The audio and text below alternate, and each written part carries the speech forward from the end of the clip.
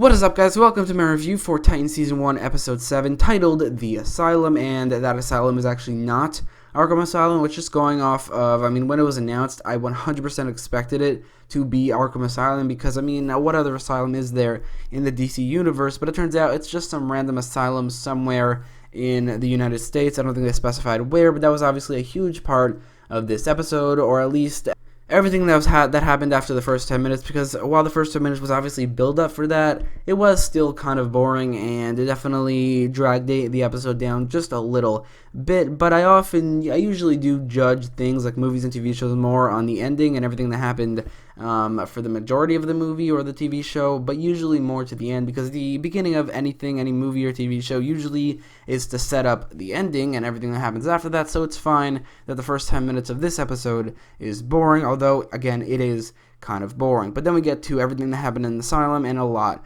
happened. Specifically, I do think that they went into the asylum a little bit too quickly. 1 second they were sneaking in, the next they were all being tortured. It went a little bit too quickly. They could have had some room to do something else in there, but that is again a minor complaint, because what they did in the asylum was pretty intense.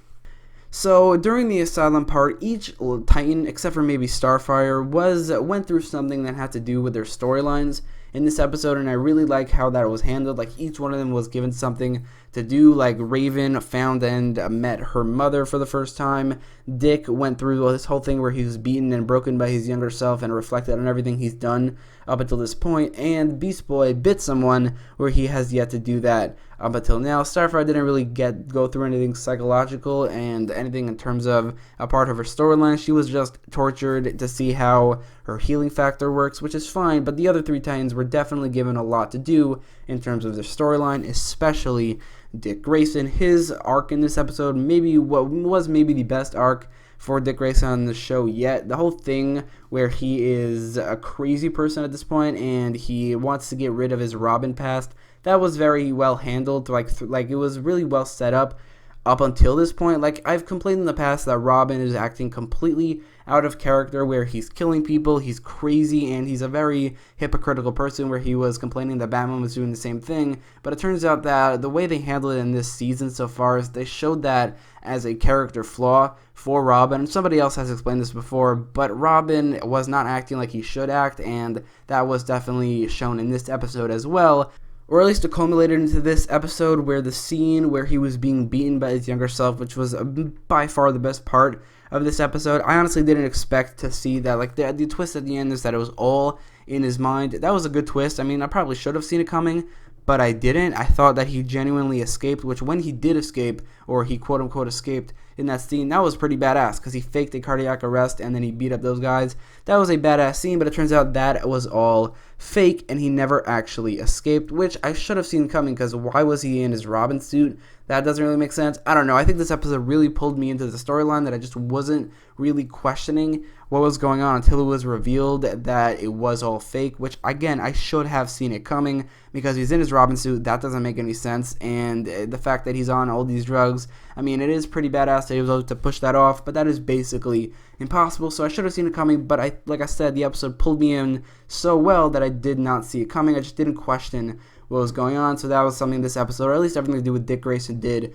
very well. And all this whole scene where he's being beaten and broken by his younger self, that was great. That was incredibly intense, and a great ending, like an especially great ending to him as Robin, where he sees that he is actually to blame for how dark and brutal he's gotten. And I loved how they handled that. I really, really liked how they handled that in this episode, and a great ending to him as Robin, because in general, I love him as Robin, and I think that him as Robin is incredibly badass. But and obviously now that he's not Robin anymore, it probably will be a little bit more boring, but this is obviously the first step to him becoming Nightwing. After this point, he will most likely become more lighthearted and less of a psychopath and a hypocrite, and he will become Nightwing and just a generally more lighthearted guy. And I think this ending to him as Robin was handled incredibly well, where he was beaten and broken to the point where he is no longer Robin. That was handled great. It was obviously and easily the best part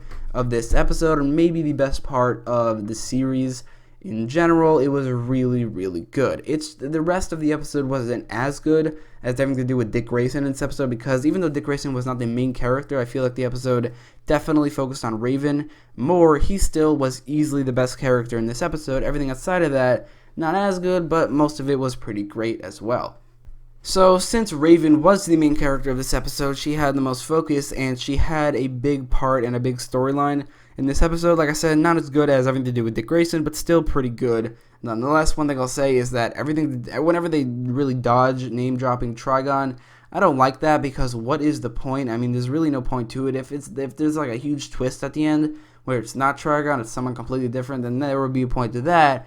But then that would be completely stupid, because why would they not just use Trigon? That would be completely ridiculous. So it's a minor complaint, but I hate the fact whenever they mention her father, but they never actually say Trigon, and the Titans never ask what is her father's name. I don't like that in the slightest, but outside of that, was pretty good. I really do like the advancement of her becoming more like Raven in this episode. Like, up until this point, she's not Raven yet, she's just Rachel, but she will become Raven by the end, just like Teal'c will become Nightwing, and Gar will become Beast Boy, and Kory will become Starfire. She is becoming Raven, and that was handled well in this episode, where she uses her powers more than usual.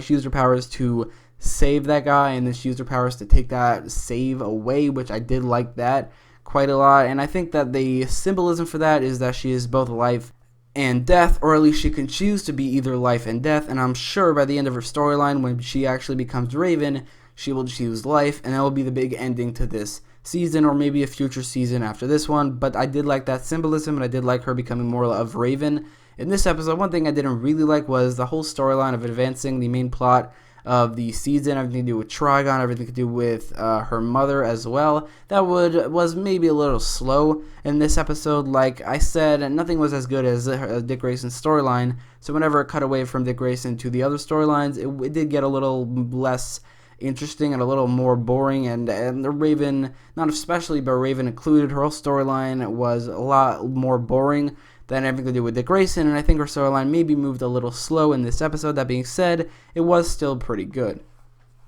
So the only character that I've yet to go over their storyline, other than Starfire, because she didn't really have one in this episode, is Beast Boy, who his big thing in this episode is that he bit someone for the first time as a tiger, and it's most likely because he wasn't able to ignore his basic animal instinct in this moment, and he had to kill that guy right there. I am kind of excited to see how they use that in this storyline, how he gets over that in this storyline and in this season, and I am glad they finally gave Beast Boy something different about him, some character development, some twist about him, because he hasn't really had that much screen time up until this point, so he hasn't really given much of a chance to get some sort of development, so I'm glad that they finally gave him something like this. One last thing I'll say, and this is kind of a major complaint, but also a minor complaint at the same time, because it's only on one scene, and it's not really the biggest thing, but it really did bother me, and that it's at the end of the episode when they were all escaping the prison, they were all in this confined space, and Dick got into this 1-on-20 fight scene with all these guards, and I think it could have been so much better. They had all these cuts,